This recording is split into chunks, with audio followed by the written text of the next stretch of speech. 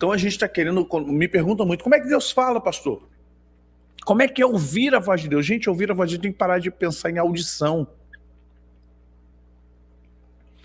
A gente pensa muito em audição, audição. Só que Deus fala, o Jó diz assim, Deus fala de muitas maneiras, de muitas formas. Hebreus começa assim, tendo Deus outrora falado por muitos meios, de muitas maneiras, aos nossos pais e pelos profetas, e hoje está falando por Jesus, o seu Filho, o herdeiro de todas as coisas, o Criador de tudo que há. Ou seja, no final, Deus vem falando através de Cristo, pelo Espírito Santo.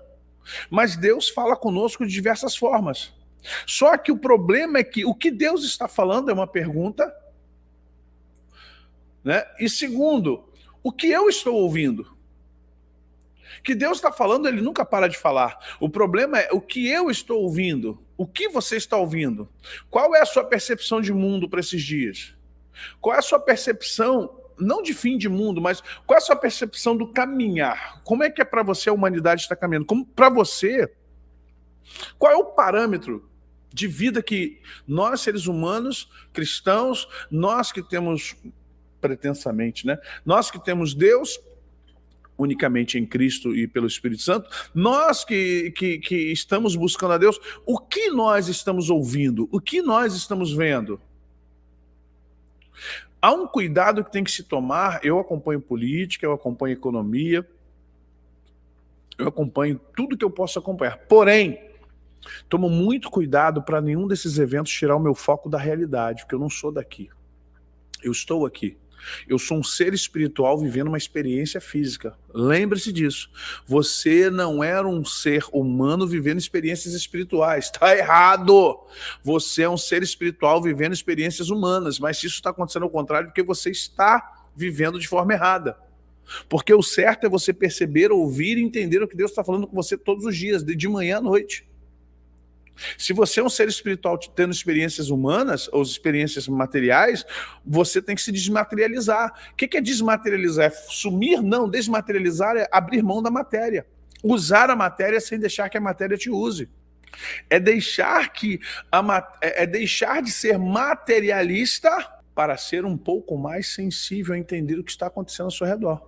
Por que hoje ninguém está ouvindo a voz de Deus? Qual está sendo um dos grandes problemas? Primeiro, ansiedade. Somos a geração muito ansiosa. Pessoas ansiosas não conseguem perceber. Elas não têm sensibilidade para ver o que está acontecendo. Eu falo isso muito... Cadê ele? 4 estações, eu falo muito de como Deus quer falar conosco. E o que acontece? Um dos motivos para que você e eu não conseguimos ouvir a voz de Deus, nem ver o que Deus está fazendo, é a ansiedade. O alto flagelo do sofrimento, eu estou sofrendo muito, tadinho de mim, ninguém me compreende, ninguém me ama, ninguém me quer. Essa autocomiseração,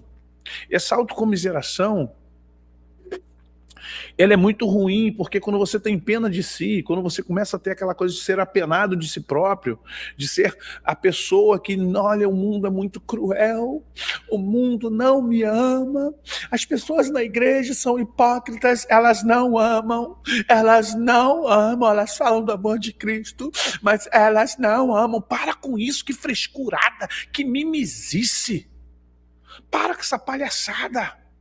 Essa autocomiseração, ninguém me dá espaço, ai, a minha família, ninguém... Olha só, vamos lá, vamos ser práticos na relação cristã, humana e espiritual. Você é um ser espiritual. Seres espirituais não se prendem às coisas materiais. Você tem sentimentos, ok, controle seus sentimentos, gerencie seus sentimentos. Às vezes eu sou tido como frio. Na minha própria casa, você é frio, eu não sou frio, eu gerencio meus sentimentos. Eu tenho medo, eu tenho ansiedade, eu tenho raiva, eu tenho rancor, mas tudo isso tem que ser gerenciado e arrancado de mim. Eu tenho incertezas, tipo, ai pastor, o senhor tem tudo isso e muito mais, querido. A diferença é que eu aprendi a gerenciar sentimentos, senão não estaria mais aqui. Se eu não aprendo a gerenciar sentimentos e relacionamentos, senão eu vou... O governo, tanto imposto que eu pago, eu não vou falir nesse lugar. Ninguém presta, as pessoas... Para.